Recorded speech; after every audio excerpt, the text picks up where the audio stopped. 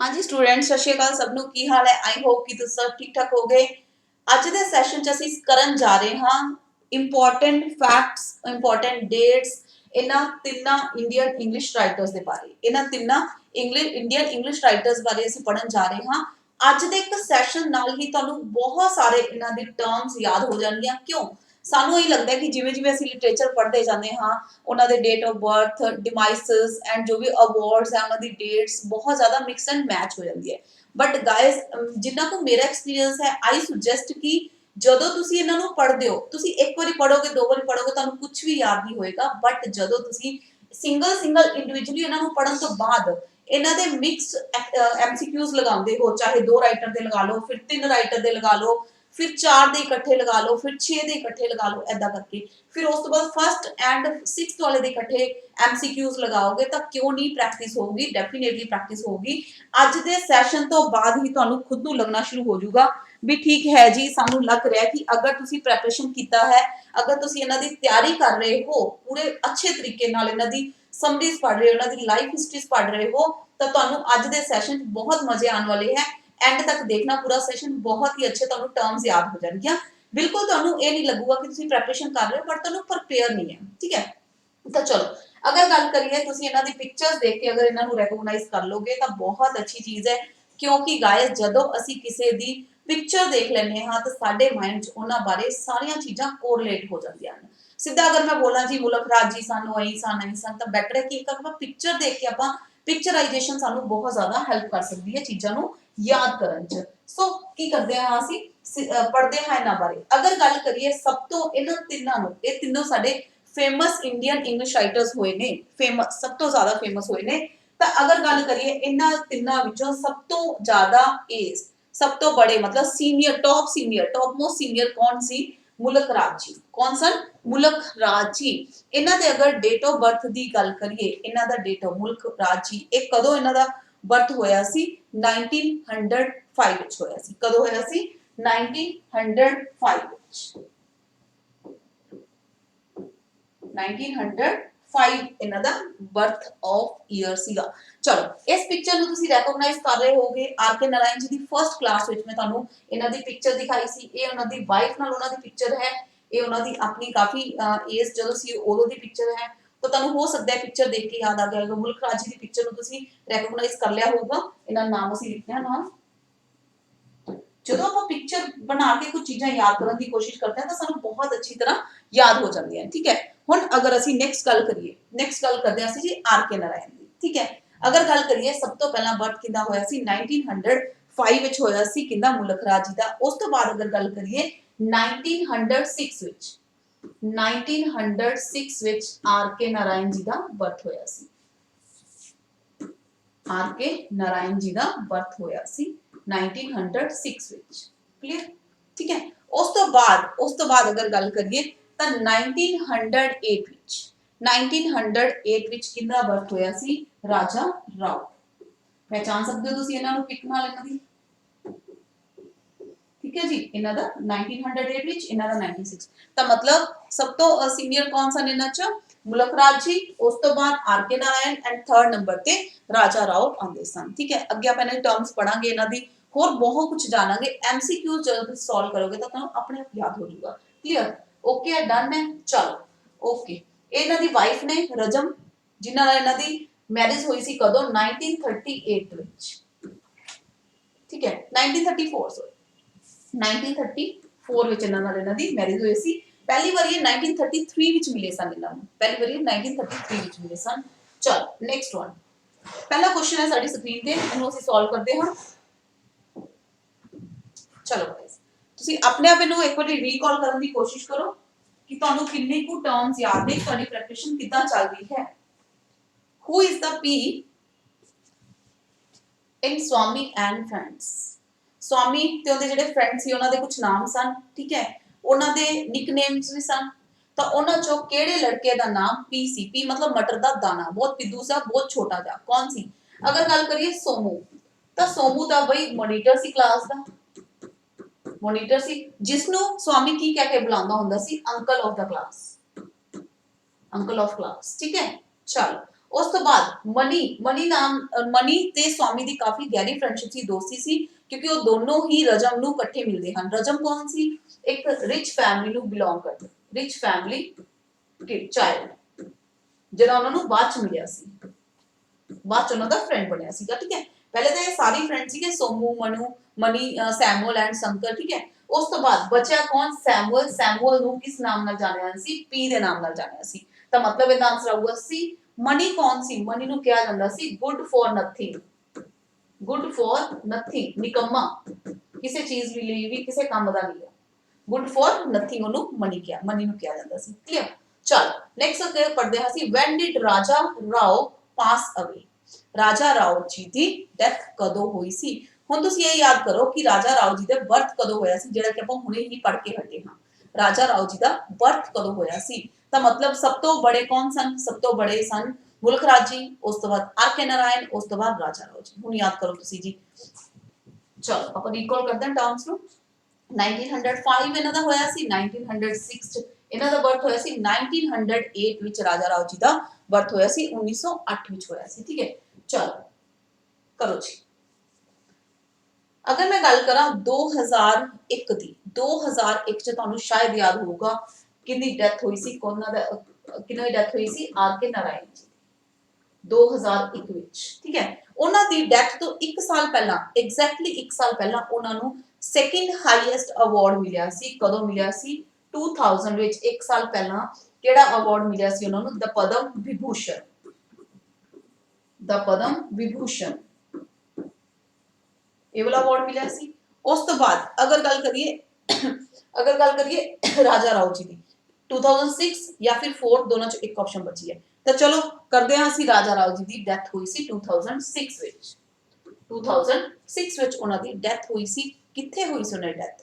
ਕਿੱਥੇ ਹੋਈ ਸੀ? ਆਸਟਿਨ, ਉਹਨਾਂ ਦੇ ਘਰ ਵਿੱਚ ਹੀ ਹੋਈ ਸੀ। ਕਿਹੜੀ ਜਗ੍ਹਾ ਤੇ? Austin of Texas. ਟੈਕਸਸ ਇੱਕ ਸਟੇਟ ਹੈ, ਕਿੱਥੋਂ ਦੀ? ਯੂਐਸ ਦੀ, ਯੂਨਾਈਟਿਡ ਸਟੇਟਸ ਦੀ ਇੱਕ ਸਟੇਟ ਹੈ ਟੈਕਸਸ, ਉਥੋਂ ਦੇ ਇੱਕ ਸਿਟੀ ਆਸਟਿਨ ਨਾਮ ਦੇ ਸਿਟੀ ਚ ਉਹਨਾਂ ਦੀ ਡੈਥ ਹੋਈ ਸੀ, ਜਿੱਥੇ ਉਹਨਾਂ ਨੇ as a lecturer, as a professor ਵੀ ਜੌਬ ਕੀਤੀ ਸੀ ਆਪਣੀ ਲਾਈਫ ਦੇ 20 ਇਅਰਸ। ਕਿਨੇ? ਰਾਜਾ ਰਾਓ ਜੀ ਨੇ। ਹੁਣ ਇੱਕ ਈਅਰ ਸਾਡੇ ਕੋਲ ਬਚਿਆ ਹੈ 2004। 2004 ਚ ਕਿਹਦੀ ਡੈਥ ਹੋਈ ਸੀ? ਮੁਲਕ ਰਾਜ ਜੀ ਦੀ ਡੈਥ ਹੋਈ ਸੀ। ਮੁਲਕ ਰਾਜ ਜੀ ਦੀ ਡੈਥ ਹੋਈ ਸੀ ਕਦੋਂ? ਮੁਲਕ ਰਾਜ ਆਨੰਦ ਜੀ ਦੀ ਡੈਥ ਹੋਈ ਸੀ 2004 ਵਿੱਚ। ਹੁਣ ਇਹਨਾਂ ਦੇ ਟਰਮਸ ਨੂੰ ਤੁਸੀਂ ਯਾਦ ਰੱਖਣਾ ਹੈ। 1905 ਚ ਉਹਨਾਂ ਦਾ ਬਰਥ ਹੋਇਆ ਸੀ, ਕਿੰਦਾ? ਮੁਲਕ ਰਾਜ ਜੀ ਦਾ। 2004 ਵਿੱਚ ਉਹਨਾਂ ਦੀ ਡੈਥ ਹੋਈ ਸੀ।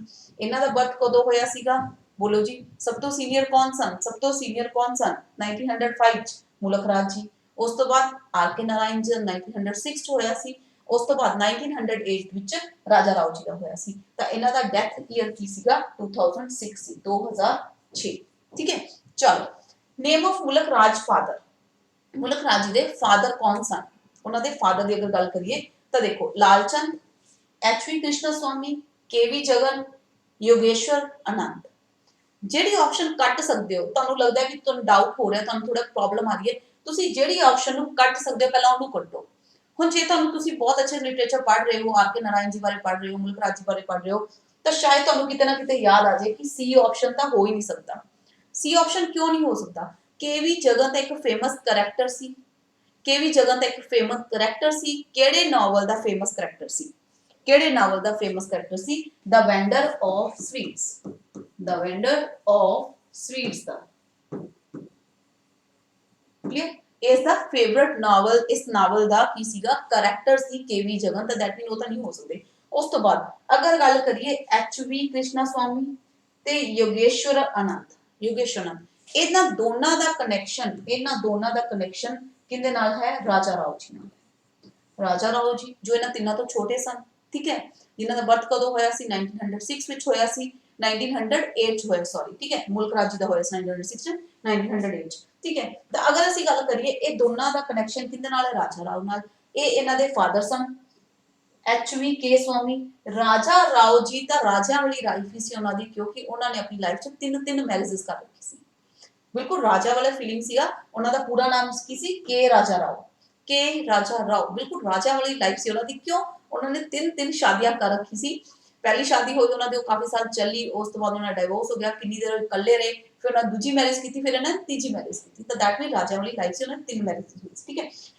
इन्होंने father sun H we Krishna स्वामी, ये इन्होंने योगेश्वर आनंद राजा राव जी दे की सी ब्रदर सन, यंगर ब्रदर सन। ये टोटल कितने sibling sun? Total 9 brother sister sun.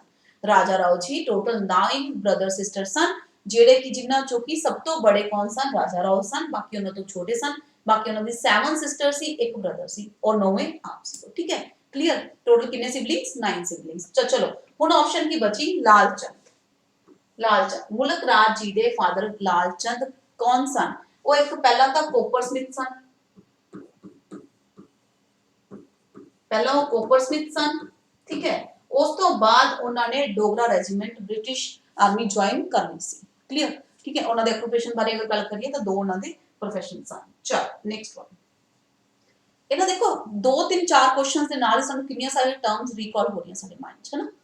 Who was the third wife of Raja Rao? Raja Rao ji दी थर्ड वाइफ कौन सा? मैं तुहानू क्या, राजा राव जी दी लाइफ पूरी शाही सी। क्यों? अगर राजे बहुत सारी शादियां करते हुंदे सन तो इन्होंने भी 3 शादियां कीतियां सी अपनी लाइफ च, टोटल 3 मैरिज कीती, 3 स्पाउसेस सन। तो चलो Catherine van Gelder, Shirin Vajifdar, Catherine Jones and Susan Watt. हुन अगर थोड़ा रिकॉल करने की कोशिश करोगे तो शायद तुहानू याद आ जाए कि इन्हां दोनों दा कनेक्शन, इन्हां दोनों दा कनेक्शन किंदे नाल है? मुलक राज जी नाल है। मुलक राज जी नाल है। क्यों? आर के नारायण जी ते वाइफ उन्हां दी एक ही मैरिज हुई सी, रजम नाल हुई सी, जिन्हां दी डेथ बहुत जल्दी हो गई सी, उस तो बाद उन्होंने मैरिज रीमैरिज नहीं कीती सी। ठीक है, तो आर के नारायण जी दा तो कोई मसला नहीं है, उन्हां दी एक ही स्पाउस सी। मुलक राज जी दी 2 सन ते राजा राव जी दी टोटल 3 सन, 3 स्पाउसेस। ठीक है, हुन इन्हां दोनों दा कनेक्शन किंदे नाल है? मुलक राज जी नाल है। ये इन्हां दी first wife Catherine van Gelder और एक Shirin Vajifdar Indian classical dancer, famous Indian classical dancer, ये दोनों मुलक राज जी दे स्पाउस सन। इन्हां दी जेहड़ी ए वाली वाइफ सी, उन्हां इन्हां दी एक बेटी सी सुशीला करके। ठीक है, चलो बाकी बाद च पढ़ांगे। हुन साडे कोल ऑप्शन बची 2, Catherine Jones and Susan Watt. अगर गल करिए मुलक राज जी दी पहली वाइफ कौन सन? First spouse Catherine Jones. First wife sorry ये सेकंड वाइफ सन उन्होंने, ये सेकंड वाइफ सन। सेकंड वाइफ कौन सन उन्होंने? कैथरीन जोन्स, जेडे कि फ्रांस दे सी। ਉੱਥੇ ਉਹਨਾਂ ਨੇ ਉਹਨਾਂ ਨਾਲ ਮੈਰਿਜ ਕੀਤੀ ਸੀ ਅਰਾਊਂਡ 1939 ਵਿੱਚ। ਇਹਨਾਂ ਨੇ 1939 ਵਿੱਚ ਇਹਨਾਂ ਨੇ ਇਹਨਾਂ ਨਾਲ ਮੈਰਿਜ ਕਰ ਲਈ ਸੀ। ਠੀਕ ਹੈ, ਇਹ ਇਹਨਾਂ ਦੇ ਸੈਕੰਡ ਵਾਈਫ ਸਨ। ਅਗਰ ਗੱਲ ਕਰੀਏ ਨੈਕਸਟ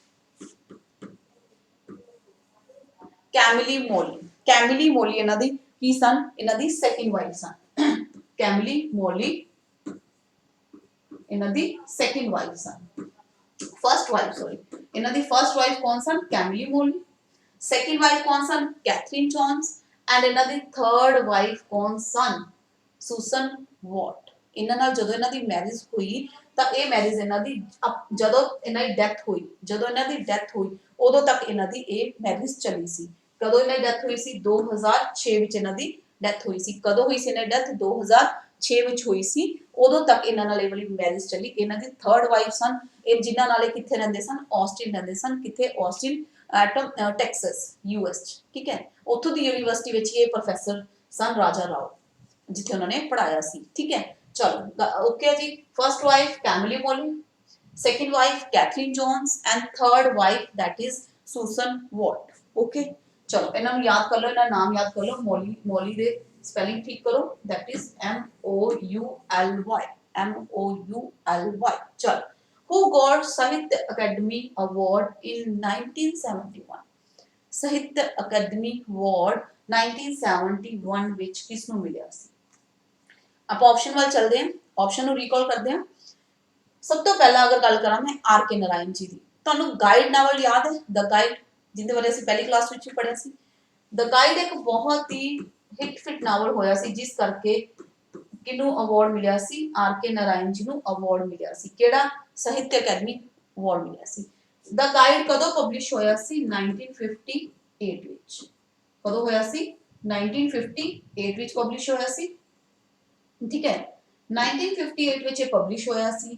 1960 विच इन्हां नू अवार्ड मिलिया सी। केड़ा अवार्ड मिलिया सी? साहित्य अकादमी अवार्ड मिलिया सीगा। ठीक है, उस तो बाद ਉਸ ਤੋਂ ਬਾਅਦ ਅਗਰ ਗੱਲ ਕਰੀਏ ਤਾਂ 1965 ਵਿੱਚ ਇਸ 'ਚ ਇੱਕ ਮੂਵੀ ਆਈ ਸੀ, मूवी देवानंद एंड वहीदा रहमान दी द गाइड करके, जिस च राजू एक मेन कैरेक्टर है, रोजी एक गर्ल है, मार्को उनका हस्बैंड है, राजू ते रोजी दा अफेयर हो जाता है आपस च, ठीक है। तो इस पूरा नावल जिहड़ा है उन्होंने साहित्य अकादमी अवार्ड नूं आपां कोरिलेट कर सकते हैं। तो उन्होंने कदों मिलिया सी 1960, तो दैट मीन आर के नारायण ऑप्शन दा कट दो, सब तो पहला आर के नारायण ऑप्शन ता इंदी कट दो, ठीक है जी। चलो उस तो बाद हुण साडे कोल ऑप्शंस बचियां दो, मुल्क राज जी या फिर राजा राव। हुण रीकॉल करने की कोशिश करो कि साहित्य अकादमी अवार्ड कदों मिला सीगा। अगर गल करिए राजा राव जी, राजा राव जी नूं 1964 विच मिलिया सी साहित्य अकादमी अवार्ड, ये भी नहीं हो सकता। तो दैट मीन ऑप्शन की बची साडे कोल मुल्क राज, इन्हां नूं मिलिया सी 1971 विच मिलिया सी। क्लियर। चल नेक्स्ट ਅਸੀਂ ਗੱਲ ਕਰਦੇ ਹਾਂ सेकंड वाइफ ऑफ मुल्क राज। मुल्क राज जी दी कितनी वाइफ्स टोटल? दो। तीन वाइफ्स किंदी सी? राजा राव जी दी, ठीक है, जिन्ना बारे पढ़ चुके हैं। उन्होंने थर्ड वाइफ कौन सन? Susan what, Susan what. Clear. ਉਹ ਇੱਕ ਉਹ ਨਾ ਉਹਨਾਂ ਨੂੰ ਕਦੋਂ ਮਿਲੇ ਸੀ? ਜਦੋਂ ਉਹ ਯੂਨੀਵਰਸਿਟੀ ਪੜਾਉਂਦੇ ਸੀ, ਜਦੋਂ ਯੂਨੀਵਰਸਿਟੀ ਸੀ ਉਹ ਉੱਥੋਂ ਦੀ ਸਟੂਡੈਂਟ ਸੀ, ਤਾਂ ਉਦੋਂ ਉੱਥੋਂ ਨੂੰ ਮਿਲੇ ਸੀ 1970s ਵਿੱਚ। ਚਲੋ ਹੁਣ ਅਸੀਂ ਗੱਲ ਕਰਦੇ ਹਾਂ ਮੁਲਕ ਰਾਜ ਜੀ ਦੀ ਵਾਈਫ ਬਾਰੇ। ਅਸੀਂ ਦੇਖਿਆ ਸੀ ਕਿ ਸੁਸਨ ਵॉट नहीं ऑप्शन हो सकती, कैथरीन जोन्स नहीं हो सकती क्योंकि दोनों का कनेक्शन राजा राव जी नाल है। बचा साडे कोल की कैथरीन वैन गेल्डर या फिर शरीन वजीफदार। सेकंड वाइफ ये उन्हां दे फर्स्ट वाइफ सन, तां इस उन्हां दे सेकंड वाइफ सन, that is Shirin Vajifdar. Shirin Vajifdar famous Indian classical dancer, Google search करोगे तो उन्हां दी पिक्चर्स तुहानू दिख जाणगीआं, ठीक है। चलो नेक्स्ट इत्थे काफी कंफ्यूजन हो सकती है, बट कोई चक्कर नहीं है, चीज़ों को थोड़ा थोड़ा याद करो, रिकॉल करो, अपने को याद आएगा तुहानू। When did Raja Rao received, when did Raja Rao received Padma Vibhushan award? गल किंदी हो रही है? राजा राव जी दी गल हो रही है, ठीक है जी। इन्हां दी डेथ कदों हुई सी? राजा राव जी दी डेथ कदों हुई सी? आपां हुणे करके हटे हां 2006 विच। कदों हुई सी? 2006 विच। आर के नारायण जी दी कदों हुई सी? 2001 विच। आर के नारायण जी दी कदों डेथ हुई सी? 2001 विच। मुल्क राज जी दी कदों डेथ हुई सी? मुल्क राज जी दी कदों डेथ हुई सी? 2004 विच। आर के जी नू, आर के इन्हां नू तां देखो जी, इन्हां नू तां मिलिया ही नहीं सी पद्म विभूषण, नहीं मिलिया सी। आर के नारायण जी नू उन्हां दी डेथ तो 1 साल पहला, 1 साल पहला यानी कि 2000 ਵਿੱਚ ਉਹਨਾਂ ਨੂੰ ਪਦਮ ਵਿਭੂਸ਼ਣ ਨਾਲ ਸਨਮਾਨਿਤ ਕੀਤਾ ਗਿਆ ਸੀ। ਤਾਂ that mean in the option ਇਹ ਵਾਲੀ 2000 ਵਾਲੀ ਤਾਂ ਕੱਟ ਗਈ, 2000 ਵਾਲੀ ਤਾਂ ਕੱਟ ਗਈ, 2001 ਵੀ ਕੱਟ ਜਾਏਗਾ। ਉਹ ਇਹਨਾਂ ਦਾ ਕੀ ਹੈ? ਉਹਨਾਂ ਦੀ ਡੈਥ ਹੋਈ ਸੀ। ਚਲੋ ਆਪਸ਼ਨ ਸਾਡੇ ਕੋਲ ਬਚੀ 2006 ਐਂਡ 7। ਜੇ ਥੋੜਾ ਤੁਸੀਂ ਯਾਦ ਕਰਨ ਦੀ ਕੋਸ਼ਿਸ਼ ਕਰੋਗੇ, ਹੁਣੇ ਤੁਹਾਨੂੰ ਪੜਾਇਆ ਕਿ 2006 ਵਿੱਚ ਰਾਜਾ ਰਾਓ ਜੀ ਦੀ ਡੈਥ ਹੋ ਗਈ ਸੀ, बट उन्होंने डेथ तो 1 साल बाद पोस्टमसली उन्होंने डेथ तो 1 साल बाद 2007 विच उन्होंने पद्म विभूषण नाल सम्मानित किया गया सी। उन्होंने डेथ तो बाद, हुणे याद करो, आर के नारायण जी नूं उन्होंने डेथ तो पहला 1 साल मिलिया सी, ठीक है जी। राजा राव जी नूं डेथ तो बाद 1 साल मिलिया सी, मुल्क राज जी नूं मिलिया ही नहीं सी। क्लियर। चलो इन विच ईयर डिड आर के नारायण रिसीव साहित्य अकादमी अवार्ड? ਹੁਣ ਚੀਜ਼ਾਂ ਨੂੰ ਫਿਰ ਰੀਕਾਲ ਕਰਦੇ ਹਾਂ, ਫਿਰ ਯਾਦ ਕਰਨ ਦੀ ਕੋਸ਼ਿਸ਼ ਕਰਦੇ ਹਾਂ ਕਿ 1958 ਵਿੱਚ ਉਹਨਾਂ ਦਾ ਨਾਵਲ ਹਿੱਟ ਹੋਇਆ ਸੀ। ਕਿਹੜਾ ਨਾਵਲ ਪਬਲਿਸ਼ ਹੋਇਆ ਸੀ? ਦ ਗਾਈਡ, ਰਾਈਟ। 1960 ਵਿੱਚ ਕੀ ਹੋਇਆ ਸੀ? ਇਹ ਪਬਲਿਸ਼ ਹੋਇਆ ਸੀ। 1960 ਵਿੱਚ ਕੀ ਹੋਇਆ ਸੀ? 1960 ਵਿੱਚ ਉਹਨਾਂ ਨੂੰ ਸਨਮਾਨਿਤ ਕੀਤਾ ਗਿਆ ਸੀ ਕਿ ਇਸੇ ਨਾਵਲ ਕਰਕੇ ਸਾਹਿਤਯ ਅਕਾਦਮੀ ਅਵਾਰਡ ਨਾਲ, क्योंकि 2001 ਵਿੱਚ ਤਾਂ ਉਹਨਾਂ ਨੂੰ ਪਦਮ ਵਿਭੂਸ਼ਣ ਮਿਲਿਆ ਸੀਗਾ, ਸੌਰੀ 2000 ਚ ਉਹਨਾਂ ਦੀ ਡੈਥ ਤੋਂ ਪਹਿਲਾਂ। ਤਾਂ ਦੈਟ ਮੀਨ ਇਹ ਵੀ ਆਪਸ਼ਨ ਨਹੀਂ ਹੋ ਸਕਦੀ, ਇਹਨਾਂ ਤਾਂ ਉਹਨਾਂ ਨੂੰ ਪਦਮ ਵਿਭੂਸ਼ਣ ਮਿਲਿਆ ਸੀ, ਸਾਹਿਤਯ ਅਕਾਦਮੀ ਅਵਾਰਡ ਮਿਲਿਆ ਸੀ। ਇਹਦਾ ਮਤਲਬ ਆਪਸ਼ਨ ਬਚੀ ਕਿਹੜੀ? 1960 ਹੈ ਆਨਸਰ ਇਸ ਦਾ। 1964 ਚ ਕੀ ਹੋਇਆ ਸੀ?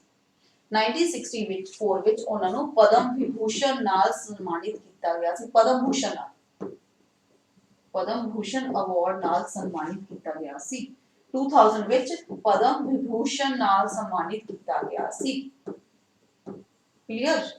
ਓਕੇ ਜੀ, ਠੀਕ ਹੈ, ਸਮਝ ਆ ਰਿਹਾ ਹੈ। ਹੁਣ ਜੇ ਆਪਾਂ ਇਹਨਾਂ ਚੀਜ਼ਾਂ ਨੂੰ ਟਰਮਸ ਨੂੰ ਥੋੜਾ ਥੋੜਾ ਕੋਰਿਲੇਟ ਕਰਨ ਦੀ ਕੋਸ਼ਿਸ਼ ਕਰਾਂਗੇ ਤਾਂ ਸਾਨੂੰ ਯਾਦ ਹੋ ਜਾਏਗਾ। ਤਾਂ ਹੁਣ ਅਸੀਂ ਗੱਲ ਕਰੀਏ ਸਭ ਤੋਂ ਸੀਨੀਅਰ ਕੌਣ ਸਨ? ਮੁਲਕ ਰਾਜ, ਉਸ ਤੋਂ ਬਾਅਦ ਆਰ ਕੇ ਨਾਰਾਇਣ, ਉਸ ਤੋਂ ਬਾਅਦ ਰਾਜਾ ਰਾਓ ਆਉਂਦੇ ਸਨ। ਠੀਕ ਹੈ, ਆਰ ਕੇ ਨਾਰਾਇਣ ਦੀ ਇੱਕ ਸਪਾਊਸ, ਮੁਲਕ ਰਾਜ ਦੀ 2, ਰਾਜਾ ਰਾਓ ਜੀ ਦੀ ਟੋਟਲ 3। ਉਹਨਾਂ ਦੀ ਥਰਡ ਵਾਈਫ ਕੌਣ ਸਨ? ਸੂਸਨ ਵਾਟ ਸਨ। ਸੂਸਨ ਵਾਟ ਸਨ। ਤੇ ਅਗਰ ਗੱਲ ਕਰੀਏ R K Narayan ji expire ਕਦੋਂ ਹੋਏ ਸਨ? 2001 ਵਿੱਚ। ਉਸ ਤੋਂ 1 ਸਾਲ ਪਹਿਲਾਂ ਉਹਨਾਂ ਨੂੰ ਕੀ ਮਿਲਿਆ ਸੀ? ਪਦਮ ਵਿਭੂਸ਼ਣ ਮਿਲਿਆ ਸੀ, 2000 ਵਿੱਚ ਮਿਲਿਆ ਸੀ। ਠੀਕ ਹੈ, ਅਗਰ ਅਸੀਂ ਗੱਲ ਕਰੀਏ ਰਾਜਾ ਰਾਓ ਜੀ ਦੀ, ਰਾਜਾ ਰਾਓ ਜੀ ਉਹਨਾਂ ਨੂੰ ਆਪਣੀ ਡੈਥ ਤੋਂ ਬਾਅਦ ਮਿਲਿਆ ਸੀ, 2007 ਵਿੱਚ ਮਿਲਿਆ ਸੀ। ਮੁਲਕ ਰਾਜ ਨੂੰ ਮਿਲਿਆ ਹੀ ਨਹੀਂ ਸੀ ਇਹ ਵਾਲਾ ਅਵਾਰਡ, ਪਦਮ ਵਿਭੂਸ਼ਣ ਮਿਲਿਆ ਹੀ ਨਹੀਂ ਸੀ। ਠੀਕ ਹੈ, ਤਾਂ ਇਦਾਂ ਅਗਰ ਚੀਜ਼ਾਂ ਨੂੰ ਅਸੀਂ ਰੀਕਾਲ ਕਰਾਂਗੇ, ਇਦਾਂ ਅਸੀਂ ਚੀਜ਼ਾਂ ਨੂੰ ਯਾਦ ਕਰਾਂਗੇ ਤਾਂ ਸਾਨੂੰ ਚੀਜ਼ਾਂ ਯਾਦ ਕਿਵੇਂ ਨਹੀਂ ਹੁੰਦੀਆਂ ਬਈ।